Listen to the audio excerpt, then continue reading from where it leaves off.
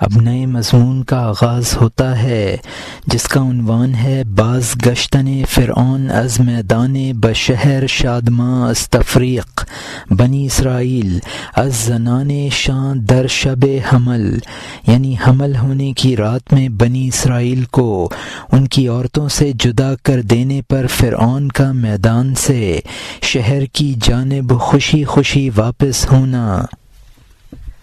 بادشاہ خوشی خوشی رات کو واپس لوٹا کہ آج کی رات حمل قرار پانا ہے اور وہ مرد عورتوں سے دور ہیں۔ اس کا خزانچی عمران اس کی خدمت میں تھا، وہ بھی اس کے ساتھ شہر میں واپس لوٹا۔ اس نے کہا، اے عمران، تو بھی اسی دروازے پر سو جا، اے بھلے انسان، بیوی کی جانب نہ جا۔ اس نے کہا، میں بھی تیرے در پر سو جاؤں گا، میں تو تیری مرضی کے سوا کچھ سوچتا ہی نہیں ہوں۔ عمران بھی اسرائیلیوں میں سے تھا، لیکن فرعون کا دل و جان تھا۔ وہ فرعون کیسے گمان کرتا کہ وہ عمران نافرمانی کرے گا؟ جس میں فرعون کی جان کا ڈر ہو وہ کام کرے گا۔ وہ فرعون عمران اور اس کے کاموں سے مطمئن تھا، لیکن اس فرعون کے حال کی تباہی وہی تھا۔ خود فرعون کے خیال میں بھی کہاں تھی ایسی تقدیر جیسی کہ عاد اور سمود کی۔ یہاں مترجم نے حاشیے میں لکھا ہے کہ بادشاہ تمام اسرائیلیوں کو میدان میں سلا کر بہت مسرت سے واپس آیا اور یہ کہہ رہا تھا کہ میرے ملک کو زیر و زبر کرنے والے بچے کا آج رات حمل قرار پانا تھا، تو اب جب کہ اسرائیلی مرد عورتوں سے جدا ہیں، حمل نہ قرار پا سکے گا۔ عمران حضرت موسیٰ علیہ السلام کے والد تھے جو اسرائیلی تھے۔ عمران سے فرعون کو بہت زیادہ تعلق تھا۔ فرعون کو یہ خیال نہ تھا کہ اس کی تقدیر میں بھی وہی تباہی اور بربادی ہے جو قوم عاد و سمود کے لیے مقدر تھی۔ اور یہاں حاشیہ ختم ہوتا ہے۔ اب نئے مضمون کا آغاز ہوتا ہے جس کا عنوان ہے جمع آمدن عمران بمادر موسیٰ علیہ السلام او حاملہ شدن مادر موسیٰ علیہ السلام، یعنی عمران کا موسیٰ علیہ السلام کی ماں کے ساتھ مجامعت کرنا اور موسیٰ علیہ السلام کی ماں کا حاملہ ہو جانا۔ بادشاہ چلا گیا اور وہ عمران اس درگاہ پر سو گیا۔ آدھی رات کو سوئے ہوئے کے پاس بیوی آ گئی، بیوی اس پر لیٹ گئی اور اس کے ہونٹوں کو بوسہ دیا، اس کو رات میں نیند سے بیدار کر دیا۔ وہ بیدار ہو گیا اور حسین بیوی کو دیکھا، اس کے لبوں پر بوسہ کی بارش برسا دی۔ عمران نے کہا، تو اس وقت کیوں آئی؟ اس نے کہا، محبت اور اللہ کے حکم سے۔ مرد نے محبت سے اس کو پہلو میں دبا لیا، اس وقت مقابلے میں اپنے آپ سے نہ جیت سکا، اس کے ساتھ صحبت کی اور امانت سپرد کر دی۔ پھر کہا، اے بیوی، یہ کوئی معمولی کام نہیں ہے۔ لوہا پتھر سے ٹکرایا، آگ پیدا ہو گئی، ایسی آگ جو بادشاہ اور اس کی سلطنت سے بدلہ لینے والی ہے۔ میں ابر کی طرح ہوں، تو زمین اور موسیٰ پودا ہے۔ اللہ تعالی شاہ شطرنج ہے اور ہم ہار جیت میں ہیں۔ اے بیوی، ہار اور جیت شاہ کی جانب سے سمجھ، ہماری جانب سے نہ سمجھ، ہم پر افسوس نہ کر۔ وہ چیز جس سے فرعون ڈر رہا تھا اس وقت موجود ہو گئی جب کہ میں نے تجھ سے صحبت کی۔ یہاں مترجم نے حاشیے میں لکھا ہے کہ عمران اپنے اوپر قابو نہ پا سکے اور بیوی کے ساتھ ہم بستر ہو گئے۔ اور یہاں حاشیہ ختم ہوتا ہے۔ اب نئے مضمون کا آغاز ہوتا ہے جس کا عنوان ہے وصیت کردن عمران جفت را بعد از مجامعت کے میران دیدہ باشی، یعنی صحبت کے بعد عمران کا بیوی کو نصیحت کرنا کہ میرے پاس نہ آنا، کچھ نہ کھولنا، اس بارے میں دم نہ مارنا تاکہ تجھ پر اور مجھ پر سینکڑوں غم نہ ٹوٹ پڑیں، عاقبت انجام کار اس کے آثار ظاہر ہوں گے۔ اے ناظرین، جب علامتیں سامنے آئیں گی اسی وقت میدان سے بہت سے نعرے لوگوں کے آئے اور فضا میں چلے گئے۔ شاہ فوراً اس خوف سے باہر آیا، ننگے پاؤں کہ ہاں یہ شور و غل کیسا ہے۔ یہاں مترجم نے حاشیے میں لکھا ہے کہ شطرنج کی وہ بازی جس میں شاہ کے علاوہ سب مہرے پٹ جائیں یہ آدھی مات ہوتی ہے۔ شطرنج کی وہ بازی جس میں شاہ گرفتار ہو جائے اسے مات کہتے ہیں۔ اور یہاں حاشیہ ختم ہوتا ہے۔ میدان کی جانب سے کیا آواز اور شور ہے کہ اس کے ڈر سے جن اور بھوت بھاگ رہے ہیں۔ عمران نے کہا ہمارے بادشاہ کی عمر دراز ہو، اسرائیلی قوم آپ سے بہت خوش ہے، بادشاہ کی بخشش سے خوشی منا رہے ہیں، ناچ رہے ہیں اور تالیاں بجا رہے ہیں۔ یہاں مترجم نے حاشیے میں لکھا ہے کہ عمران نے فرعون کو مطمئن کرنے کے لیے کہا کہ اسرائیلی آپ کی عطا سے خوش ہو کر ناچ گا رہے ہیں۔ فرعون نے عمران سے کہا کہ ہو سکتا ہے کہ شور کی وجہ ہو جو تو نے بتائی، لیکن میرے دل میں تو بہت اندیشے پیدا ہو گئے ہیں۔ بادشاہ فکر میں تمام رات اندر باہر آتا جاتا رہا۔ اور یہاں حاشیہ ختم ہوتا ہے۔ اب نئے مضمون کا آغاز ہوتا ہے جس کا عنوان ہے ترسیدن فرعون از بانگ او غریو او غوغا، یعنی فرعون کا شور اور غل اور غوغا سے ڈرنا۔ اس نے کہا ہو سکتا ہے کہ یہ ہو، لیکن وہم و گمان مجھ میں بہت بھر گیا ہے، اس آواز نے میری حالت غیر کر دی ہے، غم اور کڑوے فکر سے مجھے بوڑھا کر دیا ہے۔ بادشاہ آگے آتا پھر واپس ہو جاتا، تمام رات وہ بچہ جننے کے وقت حاملہ عورت کی طرح ہر لمحہ کہتا اے عمران مجھے ان نعروں نے بہت بے چین کر دیا ہے۔ عمران بیچارے کا دل گردہ نہ تھا کہ بیوی سے ملنے کے بارے میں کہتا۔ جب عمران کی بیوی عمران سے چپٹی یہاں تک کہ حضرت موسیٰ علیہ السلام کا ستارہ طلوع ہو گیا، ہر پیغمبر جو رحم مادر میں آتا ہے اس کا ستارہ آسمان پر طلوع ہو جاتا ہے۔ یہاں مترجم نے حاشیے میں لکھا ہے کہ عمران کی یہ ہمت تو نہ تھی کہ شور و غل کا اصل سبب جو کہ حضرت موسیٰ علیہ السلام کے حمل کا قرار پانا تھا وہ بتا دیتا۔ جب عمران نے بیوی سے ہم بستری کی تھی فوراً موسیٰ کا ستارہ، حضرت موسیٰ علیہ السلام کا ستارہ آسمان پر نمودار ہو گیا تھا۔ جب بھی کوئی نبی ماں کے پیٹ میں ہوا ہے اس کا ستارہ آسمان پر نمودار ہوا ہے۔ اور یہاں حاشیہ ختم ہوتا ہے۔ اب نئے مضمون کا آغاز ہوتا ہے جس کا عنوان ہے پیدا شدن ستارہ موسیٰ علیہ السلام بر آسمان او غریو منجمان در میدان، یعنی حضرت موسیٰ علیہ السلام کے ستارے کا آسمان پر نمودار ہونا اور میدان میں نجومیوں کا شور و غل۔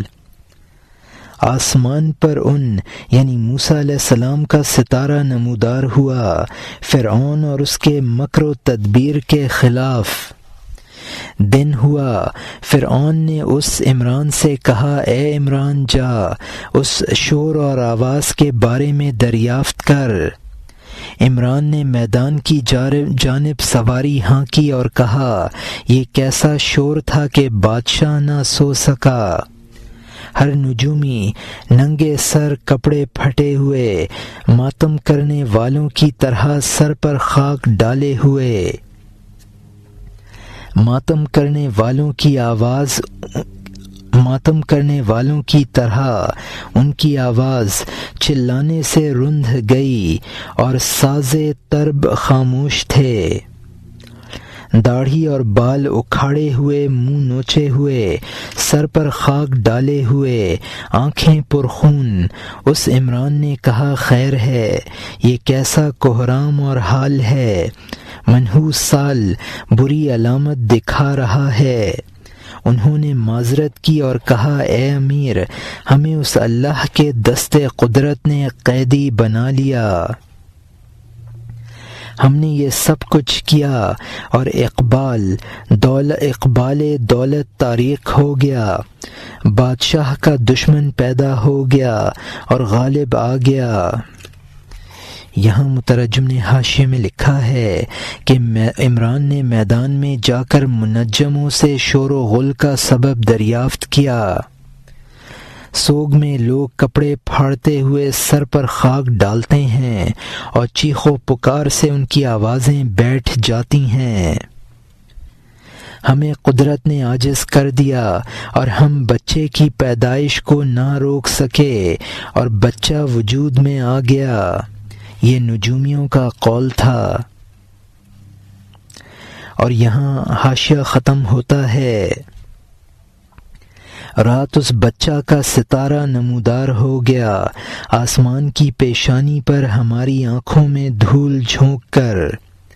اس پیغمبر کا ستارہ آسمان پر نمودار ہوا، ہم نے رو رو کر ستارے یعنی آنسو برسائے۔ عمران خوش دلی کے ساتھ نفاق سے سر پیٹ رہا تھا کہ ہائے الفراق۔ عمران نے اپنے آپ کو ترشرو اور غضبناک بنایا، دیوانوں کی طرح بے عقل و حواس واپس ہو گیا، اپنے آپ کو ناداں بنایا اور چل دیا، مجمع کو بہت سخت باتیں کہیں۔ یہاں مترجم نے حاشیے میں لکھا ہے کہ رات کو بچہ کی پیدائش کا ستارہ نمودار ہو گیا ہے ہماری منشا کے خلاف، یعنی ہم آنسوؤں کے ستارے گرا رہے ہیں۔ عمران بچے کی پیدائش سے خوش تھے لیکن بظاہر غم کا اظہار کر رہے تھے۔ الفراق کا مطلب ہے یعنی اب سلطنت درہم برہم ہو جائے گی۔ عمران نے اپنے اوپر ظاہری غم و غصہ طاری کیا، منجموں کو برا بھلا کہا اور میدان سے واپس لوٹ آئے۔ اور یہاں حاشیہ ختم ہوتا ہے۔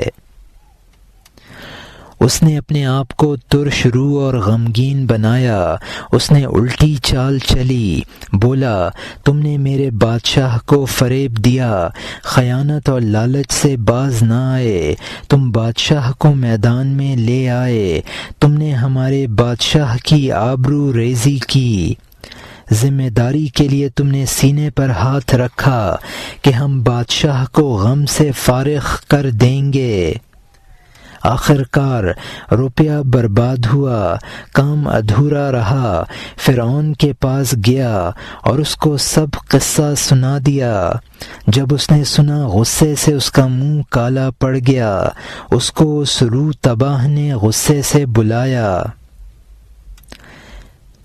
یہاں مترجم نے حاشیے میں لکھا ہے کہ عمران نے منجموں سے غصے میں کہا تم نے بادشاہ کو ذلیل کیا، جھوٹے وعدے کیے اور مال و دولت برباد کرایا۔ فرعون کے پاس آ کر تمام صورتحال بیان کر دی۔ اور یہاں حاشیہ ختم ہوتا ہے۔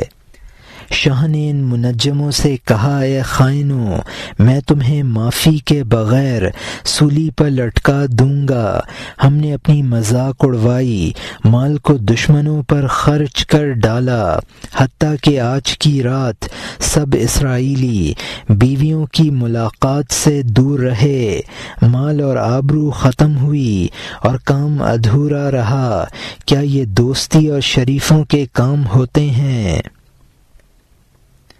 تم سالوں سے عطایا اور خلعت لیے جاتے ہو، پوری سلطنت کھائے جاتے ہو، اسی لیے کہ اس طرح کے دن سمجھ کو کام میں لاؤ گے، اس طرح کے دن سمجھ کو کام میں لاؤ گے اور میرے مددگار بنو گے۔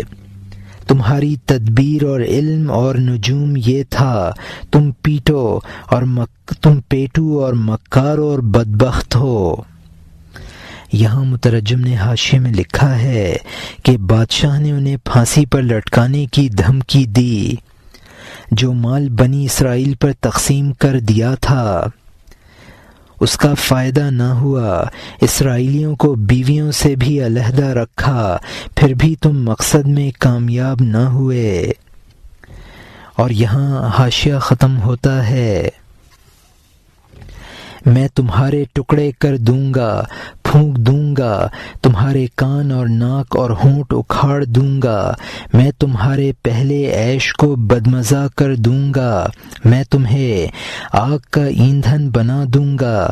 انہوں نے سجدے کیے اور کہا اے شہنشاہ، اگر ایک مرتبہ شیطان ہم پر غالب آ گیا، ہم نے سالوں مصیبتیں ٹالی ہیں، جو کچھ ہم نے کیا ہے اس پر عقل حیران ہے۔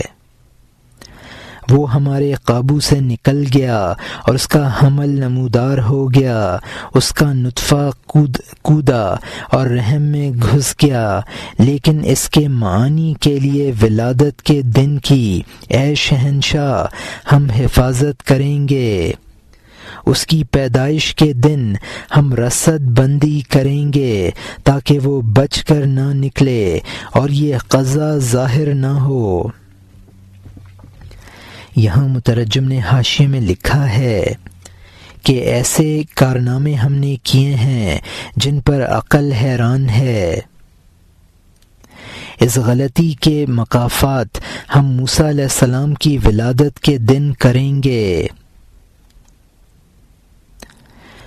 وہ عمل جو کسی بلند جگہ پر کیا جاتا ہے، جس پر منجم بیٹھ کر ستاروں کی گردش کے احوال معلوم کرتے ہیں، یعنی ہم رصد گاہ میں بیٹھ کر اس کا یوم ولادت معلوم کریں گے۔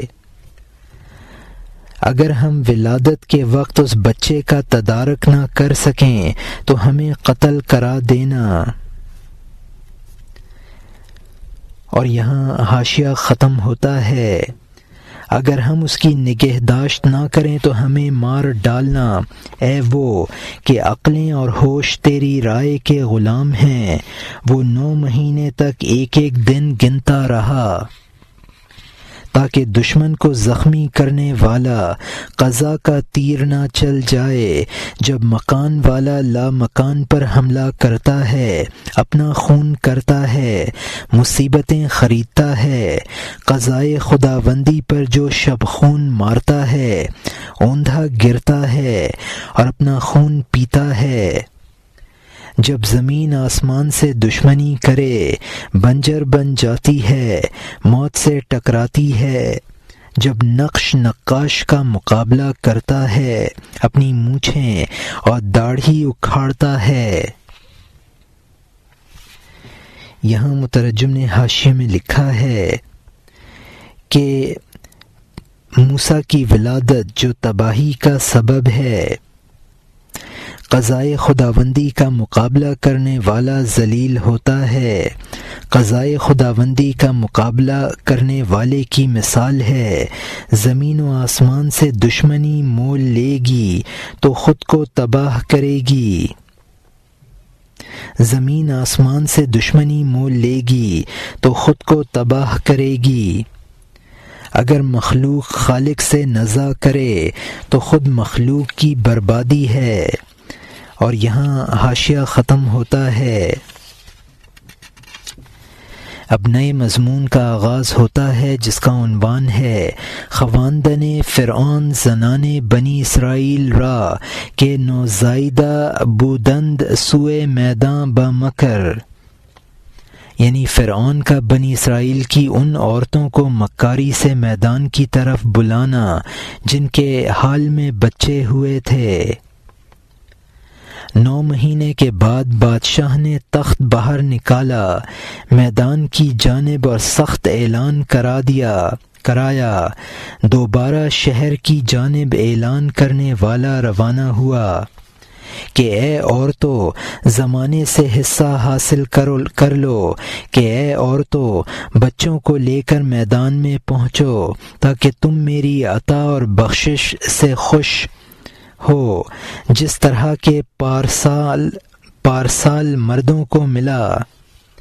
شاہی جوڑا اور ان میں سے ہر شخص نے روپیہ حاصل کیا۔ آگاہ عورتوں اس سال تمہارا نصیبہ ہے تاکہ ہر عورت وہ پائے جو اس کی خواہش ہے۔ عورتوں کو جوڑا اور زیور دیں گے، بچوں کو سنہری ٹوپی پہنائیں گے۔ آگاہ جس نے اس سال بچہ جنا ہے یقیناً بلا شک مجھ سے خزانے حاصل کر لے گی۔ اس وقت بچوں کے ساتھ وہ باہر نکل آئیں خوشی خوشی، یہاں تک کہ بادشاہ کے خیمے کے پاس آ گئیں۔ ہر نئے بچہ والی عورت شہر سے باہر نکل آئی میدان کی جانب ظلم کے مکر سے غافل ہو کر۔ جب سب عورتیں اس کے گرد آ گئیں، جو لڑکا تھا اس کو ماں سے لے لیا، اس کا سر قلم کر دیا کہ یہ احتیاط ہے تاکہ دشمن پیدا نہ ہو اور دیوانگی نہ بڑھے۔ یہاں مترجم نے حاشیے میں لکھا ہے کہ جب کہ متوقع ولادت کا زمانہ گزر گیا، منادی کرنے والے بادشاہ کے اس قول کا اعلان کر رہے تھے کہ یہ سال عورتوں کی نصیبہ دری کا سال ہے، یعنی جس عورت کے اس مہینہ بچہ ہوا ہے اس کو بہت کچھ ملے گا۔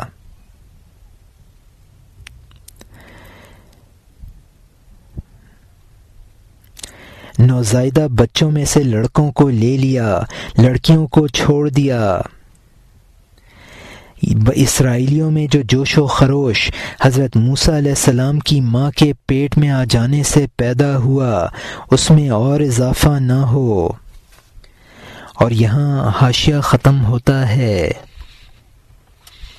اب نئے مضمون کا آغاز ہوتا ہے جس کا عنوان ہے بوجود آمدن موسیٰ علیہ السلام او آمدن عوانان بخانہ عمران او وہی آمدن بمادر موسیٰ علیہ السلام کہ در تنور آتش اندازد کہ من او رانگاہ دارم،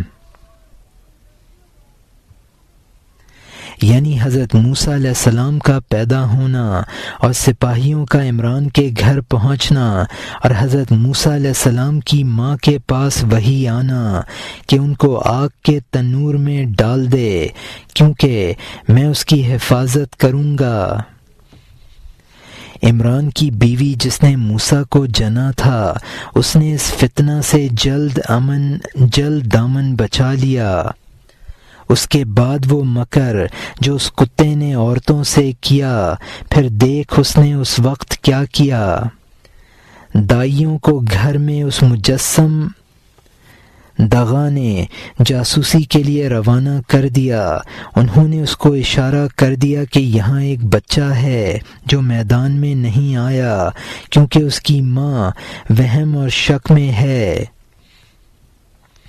اس گلی میں خوبصورت عورت ہے جس کے ایک بچہ ہے، لیکن وہ عورت بڑی چالاک ہے، تو سپاہی پہنچ گئے۔ اس نے بچہ کو خدا کے حکم سے تنور میں ڈال دیا۔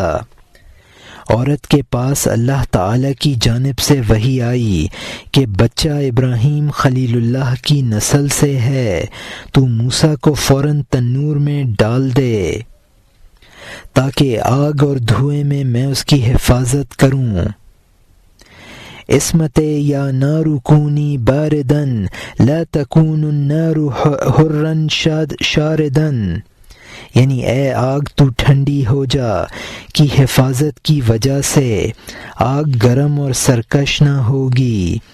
عورت نے وحی کی وجہ سے اس کو انگاروں میں پھینک دیا، آگ نے موسیٰ علیہ السلام کے جسم پر اثر نہ کیا۔ یہاں مترجم نے حاشیے میں لکھا ہے کہ وہ فتنہ جو فرعون نے بچوں کے قتل کا پیدا کیا تھا، یعنی اس کو شک ہو گیا کہ بچوں کو بلا کر فرعون کوئی خرابی پیدا کرے گا۔ عمران کی بیوی نے بچے کو احتیاطاً میدان میں نہیں بھیجا تھا۔ حضرت ابراہیم علیہ السلام پر آگ کو ٹھنڈا اور سلامتی کا ذریعہ بنا دیا گیا تھا، لہٰذا ان کی نسل کے اس بچے کو اسی حکم سے آگ سے نجات دے دی جائے گی جس کے ذریعے حضرت ابراہیم علیہ السلام کو دی گئی تھی۔ یہ اسی آیت کا خلاصہ ہے جس میں آگ کو حکم دیا گیا تھا کہ وہ ابراہیم علیہ السلام کے لیے ٹھنڈی اور سلامتی کا ذریعہ بن جائے۔ اور یہاں حاشیہ ختم ہوتا ہے۔ سپاہیوں نے فوراً گھر کی تلاشی لی، اس گھر میں کوئی بچہ نہ تھا۔ سپاہی ناکام واپس ہو گئے۔ پھر ان چغل خوروں نے جو اس سے واقف تھے سپاہیوں سے قصہ چھیڑا، فرعون کے سامنے چند ٹکوں کی خاطر کہ اے سپاہیوں اس طرف پھر جاؤ، کوٹریوں میں خوب اچھی طرح دیکھو۔ وہ سارے سپاہی واپس لوٹے تاکہ فوراً موسیٰ علیہ السلام کو تلاش کریں۔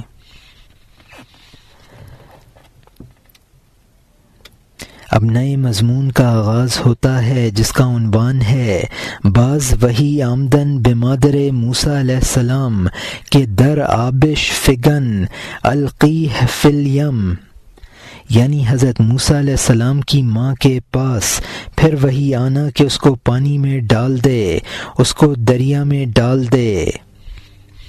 پھر وہی آئی اس کو پانی میں ڈال دے، امید رکھ اور پریشان نہ ہو، اس کو نیل میں پھینک دے اور بھروسہ کر، میں عزت سے اسے تیرے پاس پہنچا دوں گا۔ ماں نے اس کو دریائے نیل میں ڈال دیا، معاملہ بہترین وکیل کے سپرد کر دیا۔ اس بات کی انتہا نہیں ہے اور اس کے مکر سب اس کی پنڈلی اور پیروں میں لپٹ گئے۔ وہ باہر لاکھوں بچوں کو قتل کر رہا تھا اور دشمن بیچ مکان میں در پردہ موجود تھا۔ جس جگہ کوئی پیٹ کا بچہ ہوتا اس کو پاگل پن سے مار ڈالتا۔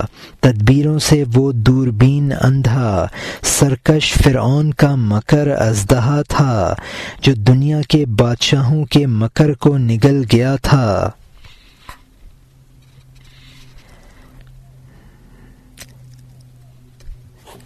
لیکن اس فرعون سے بالا تر پیدا ہو گیا جس نے اس کو اور اس کے مکر کو نگل لیا۔ وہ اژدہا تھا اور لاٹھی اژدہا بنی۔ اس نے اس کو اللہ تعالی کی توفیق سے نگل لیا۔ ہر طاقت سے بڑھ کر ایک طاقت ہے، یہ کہاں تک؟ خدا تک، کیونکہ اسی پر انتہا ہے، کیونکہ وہ ایک بے تھا اور بے ساحل دریا ہے، سارے دریا اس کے سامنے نہر جیسے ہیں۔ یہاں مترجم نے حاشیے میں لکھا ہے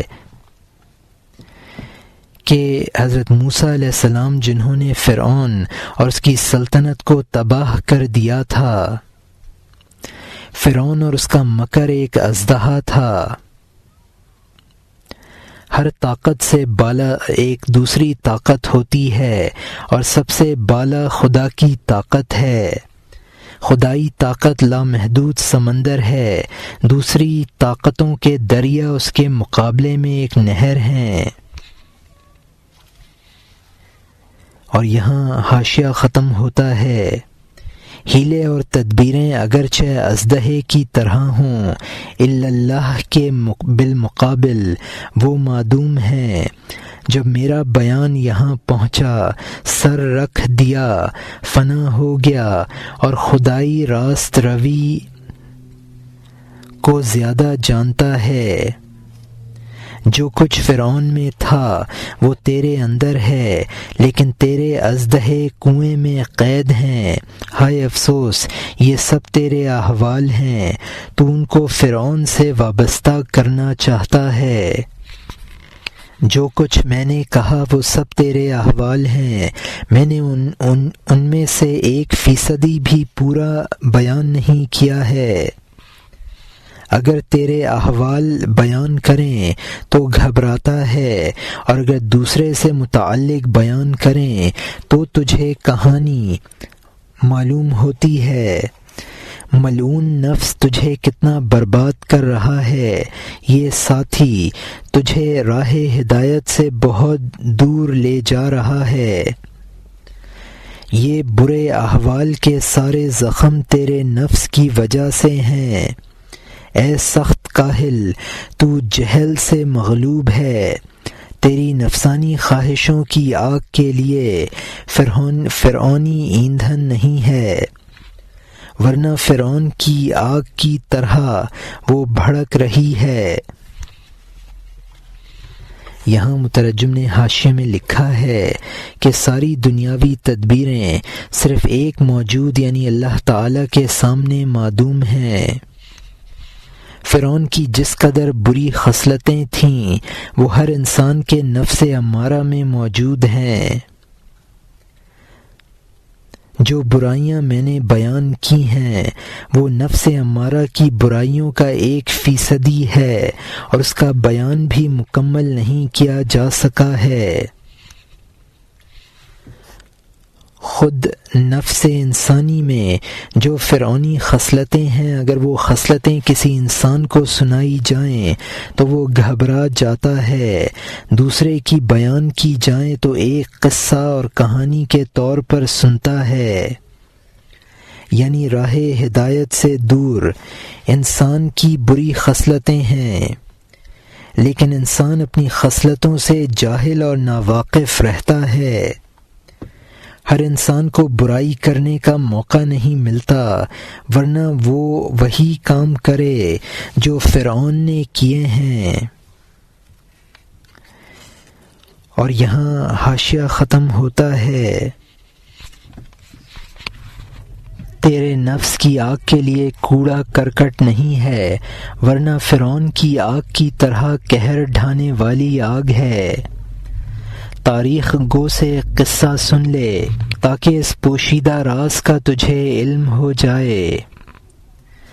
اب نئے مضمون کا آغاز ہوتا ہے جس کا عنوان ہے حکایت مار گیرے کے از دہائے افسردہ را مردہ پنداشت ود رسنہا بستہ و پیچیدہ بغداد آوردہ، یعنی اس سپیرے کا قصہ جس نے ٹھٹرے ہوئے سانپ کو مردہ سمجھا اور رسیوں میں باندھ کر اور پیٹ کے اور لپیٹ کر بغداد میں لے آیا۔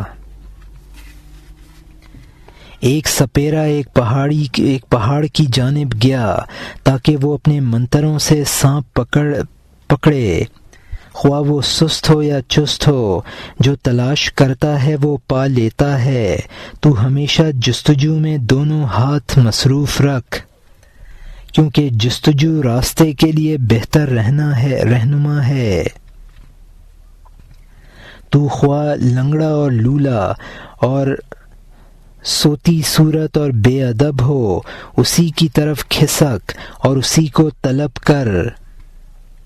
یہاں مترجم نے حاشیے میں لکھا ہے کہ اس حکایت کا مقصد یہ ہے کہ نفس کو اس سپیرے کا اژدہا سمجھو جو بظاہر مردہ تھا۔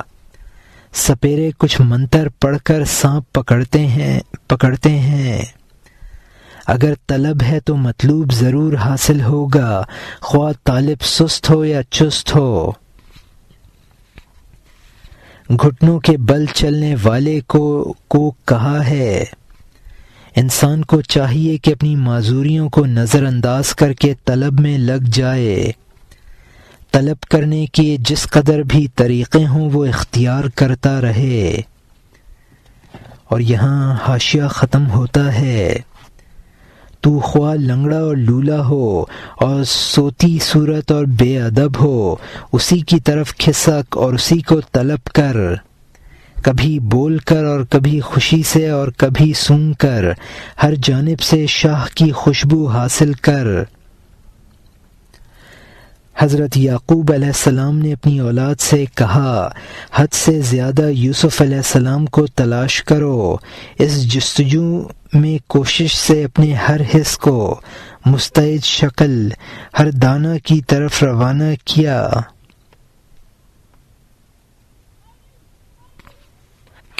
فرمایا، اللہ کی رحمت سے تم مایوس نہ ہو، بیٹے کو گم کر دینے والے کی طرح ہر طرف جاؤ۔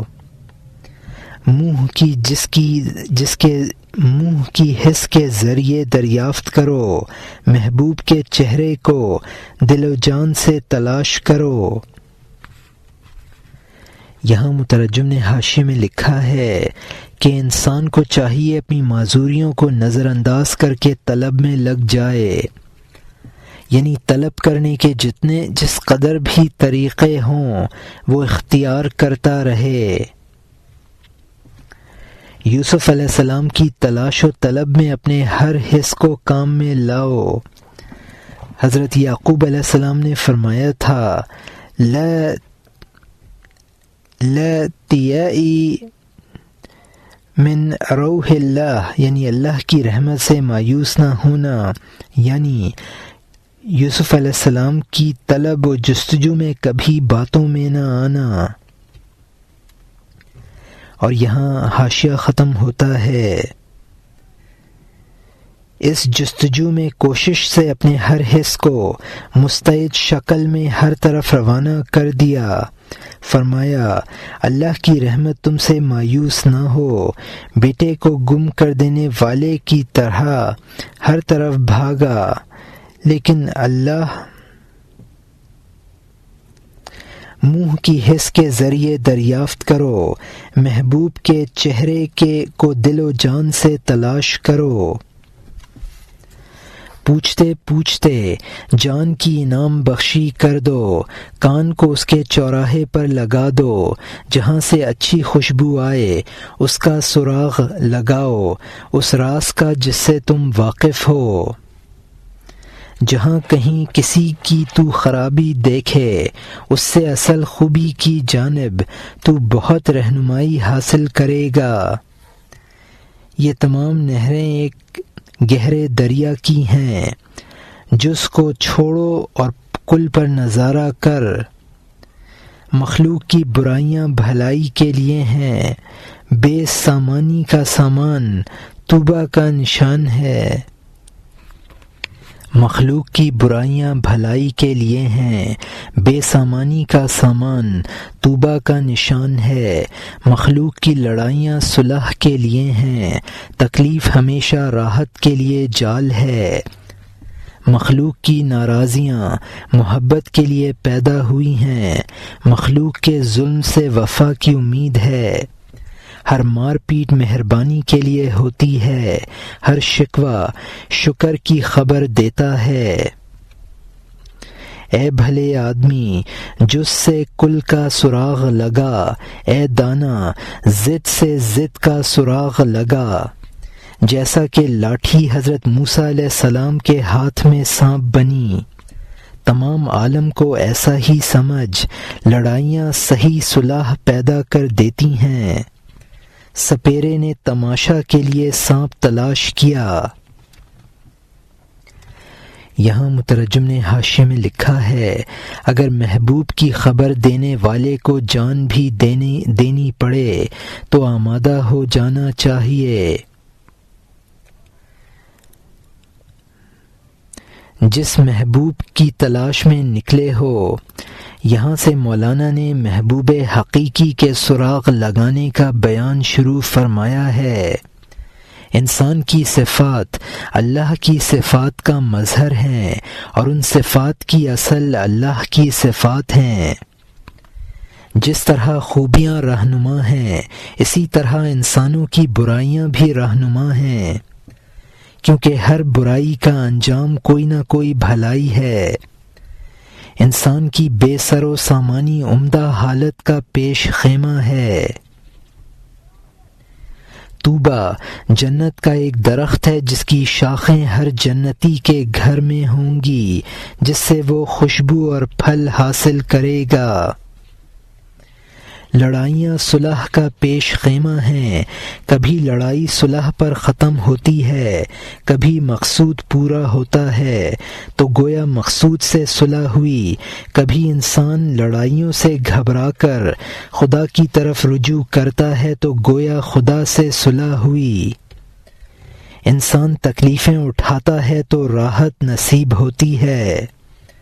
غصہ کبھی شفقت کی بنا پر ہوتا ہے، جیسا کہ والدین کا اولاد پر کبھی غصہ کی برائی دیکھ کر انسان شفقت کا رویہ اختیار کرتا ہے۔ کبھی مخلوق کا بیجا غصہ شفقت خداوندی کا سبب بن جاتا ہے، محبوب کی جفا کے نتیجے میں وفا نمودار ہو جاتی ہے۔ شکوہ کا سبب تکلیف ہے اور تکلیف سبب راحت ہے۔ جس طرح بھلائی کو اللہ تعالی کی طرف رہنما بنایا ہے، اسی طرح ہر برائی کو بھی رہنما بنا لے۔ برائی سے بھلائی کی رہنمائی حاصل کرنا ایک بالمقابل چیز سے دوسری بالمقابل چیز کا سراغ لگانا اسی طرح ممکن ہے جیسا کہ حضرت موسیٰ علیہ السلام کا عصا سانپ بنا، حالانکہ دونوں متضاد چیزیں ہیں۔ اسی طرح عالم کی دوسری چیزوں کو بھی سمجھ لے۔ سپیرے نے سانپ تماشے کے لیے پکڑا، حالانکہ سانپ سبب ہلاکت ہے جو تماشے کی ضد ہے۔ اور یہاں حاشیہ ختم ہوتا ہے۔ انسان تماشا کے لیے سانپ تلاش کرتا ہے، بے غمی کے لیے غم برداشت کرتا ہے، اور ایک عجیب سانپ تلاش کرتا تھا۔ وہ ایک عجیب سانپ تلاش کرتا تھا پہاڑوں کے چاروں طرف برف کے زمانے میں۔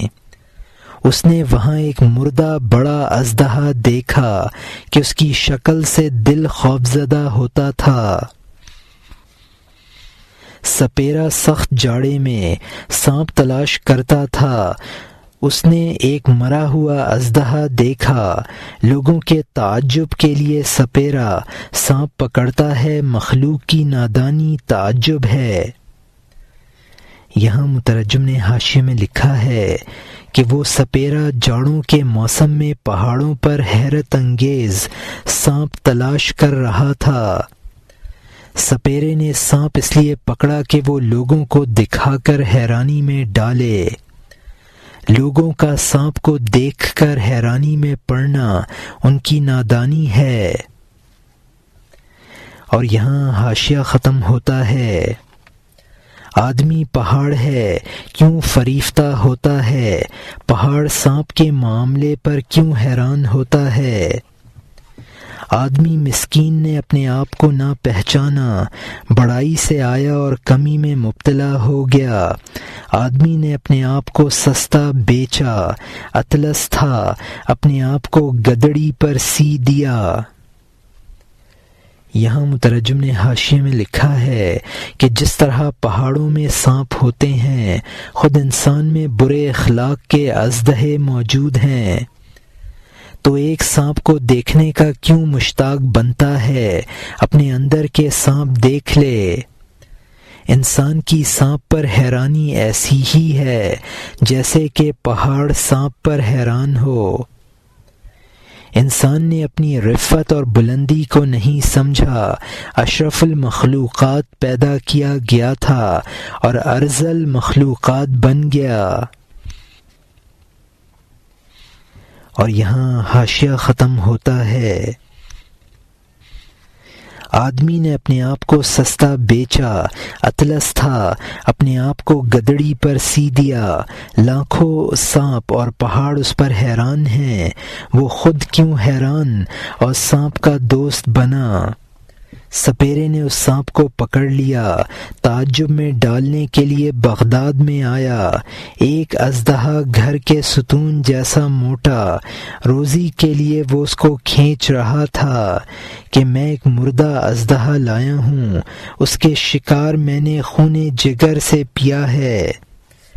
وہ اس کو مردہ سمجھ رہا تھا لیکن وہ زندہ تھا، اس نے اس کو اچھی طرح نہ دیکھا۔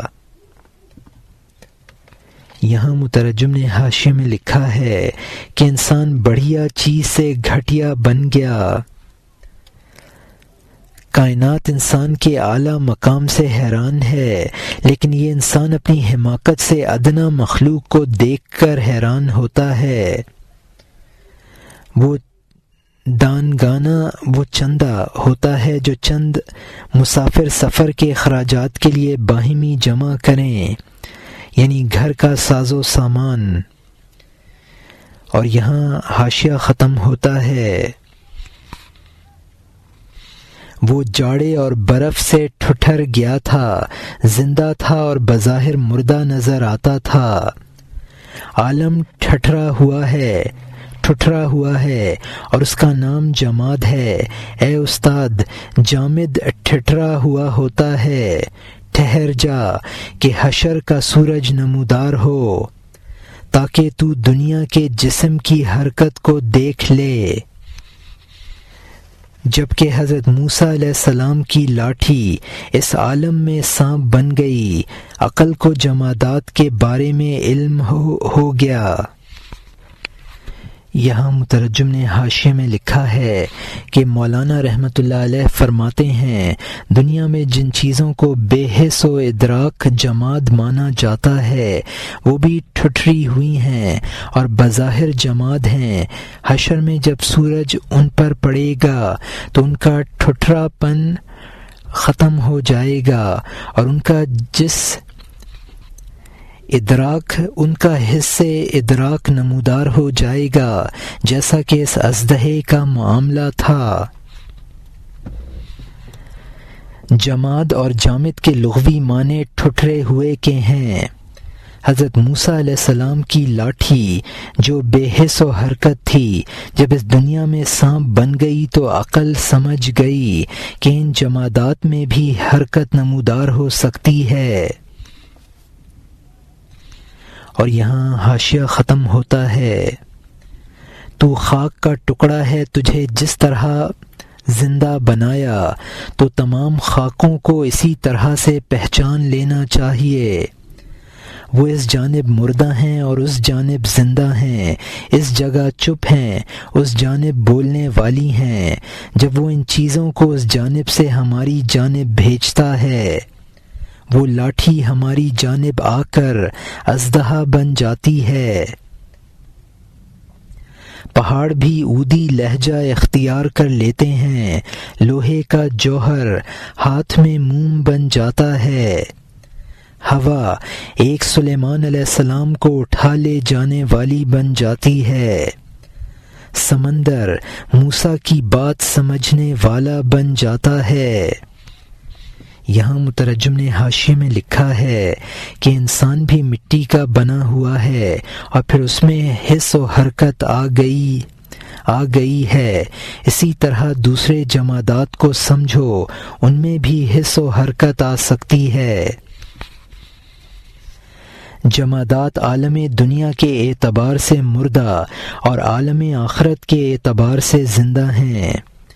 جب اللہ تعالیٰ ان کو عالم آخرت والے رخ کو ہماری طرف ان کے عالم آخرت والے رخ کو ہماری طرف موڑ دیتا ہے تو ان کی زندگی ظاہر ہو جاتی ہے۔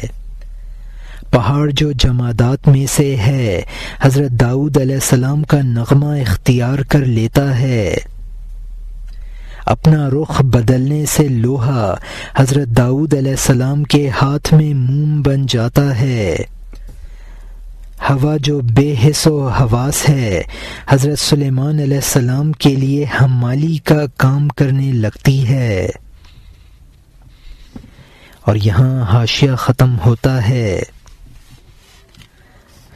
ہوا ایک سلیمان علیہ السلام کو اٹھا لے جانے والی بن جاتی ہے، سمندر موسیٰ علیہ السلام کی بات سمجھنے والا بن جاتا ہے، چاند حضرت احمد صلی اللہ علیہ وسلم کے اشارے کو دیکھنے والا بن جاتا ہے، آگ حضرت ابراہیم کے لیے نسرین بن جاتی ہے، زمین قارون کو اژدہے کی طرح نگل لیتی ہے، حنانہ ستون ہوش میں آ جاتا ہے، پتھر حضرت احمد علیہ السلام کو سلام کرتا ہے، پہاڑ حضرت یحییٰ علیہ السلام کو پیغام دیتا ہے۔ یہاں مترجم نے حاشیے میں لکھا ہے کہ دریائے نیل نے حضرت موسیٰ علیہ السلام کی بات کو سمجھ لیا، ان کے دشمن فرعون کو غرق کر دیا اور ان کو پار اتار دیا۔ حضور صلی اللہ علیہ وسلم سے شق القمر کا معجزہ صادر ہوا اور چاند حضور صلی اللہ علیہ وسلم کی انگلی کے اشارے کو سمجھ گیا، زمین نے قارون کو اژدہے کی طرح نگل لیا، مسجد نبوی کا وہ ستون جس کے سہارے حضور صلی اللہ علیہ وسلم خطبہ دیا کرتے تھے، اس کو حنانہ ستون کہتے ہیں، جب ممبر تیار ہو جانے پر اس کا سہارا نہ لیا تو وہ رو پڑا۔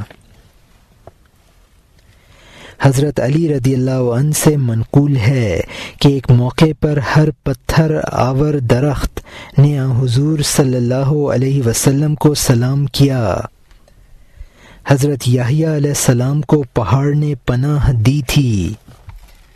اور یہاں حاشیہ ختم ہوتا ہے۔ دنیا کے تمام ذرات پوشیدہ طور پر تجھ سے شب و روز کہتے ہیں، ہم سننے والے ہیں اور دیکھنے والے ہیں اور خوش ہیں، تم نامحرموں کے سامنے ہم خاموش ہیں۔ جب تم پتھر پن کی طرف جا رہے ہو تو جمادات کی جان کے محرم کیسے ہو سکتے ہو؟ پتھر پن سے جانوں کے عالم میں جاؤ، اجزائے عالم کا شور سن لو، جمادات کی تسبیح واضح ہو جائے گی، تجھ میں سے تعویلوں کا وسوسہ نکال دے گی۔ یہاں مترجم نے حاشیے میں لکھا ہے کہ کائنات کا ہر ذرہ دلالت حال سے اپنے سننے اور دیکھنے کی کیفیت کو بتاتا ہے۔ جب انسان اپنا احساس کھو بیٹھے تو وہ جمادات کی روح کا محرم نہیں بن سکتا۔ اگر انسان اپنی جمادیت ختم کر کے روحانیت حاصل کر لے تو کائنات کی تسبیح کا شور سن سکتا ہے۔ کائنات کی تسبیح کی وہ تعویلیں جو معتزلہ کرتے ہیں ان کا وسوسہ بھی دل میں نہ آئے گا۔ اور یہاں حاشیہ ختم ہوتا ہے۔ چونکہ تیری جان میں قندیلیں نہیں ہیں، تو دیکھنے کے لیے تعویلیں کرتا ہے کہ مقصود ظاہری تسبیح کب ہو سکتی ہے۔ دیکھنے کا دعویٰ خیال اور گمراہی ہے، بلکہ ہر دیکھنے والے کو ان کا دیکھنا عبرت کے وقت تسبیح پڑھنے والا بنا دیتا ہے۔ تو چونکہ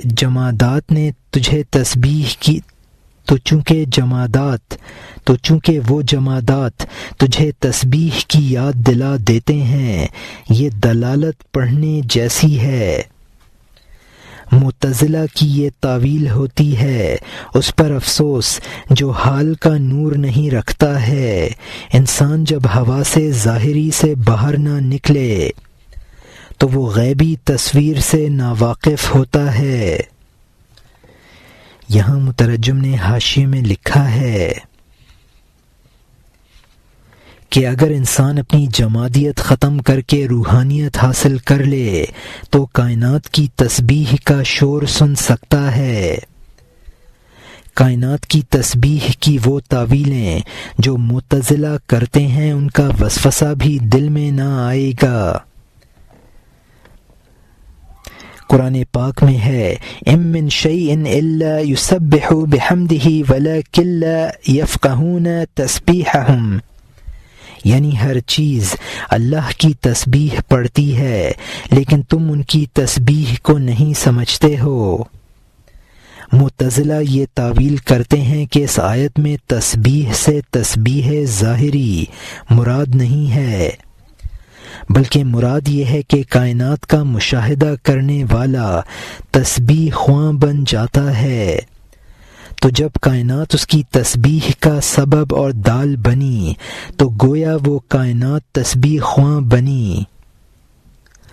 الدال علی الخیر کفاعلہ، یعنی خیر پر کائنات خیر پر دلالت کرنے والا خود خیر کا کرنے والا ہے۔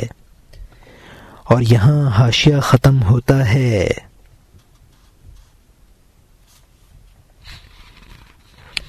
انسان جب حواس ظاہری سے باہر نہ نکلے تو وہ غیبی تصویر سے ناواقف ہوتا ہے۔ اس بات کی انتہا نہیں ہے، سپیرا بہت بے چینی کے ساتھ اس سانپ کو کھینچ رہا تھا، یہاں تک کہ وہ مجمع کا خواہاں بغداد میں آ گیا تاکہ چوراہے پر مجمع لگائے۔ یہاں مترجم نے حاشیے میں لکھا ہے کہ یہ روحانی باتیں بہت دراز ہیں، لہذا سپیرے کا قصہ شروع کیا جاتا ہے، اور یہاں حاشیہ ختم ہوتا ہے۔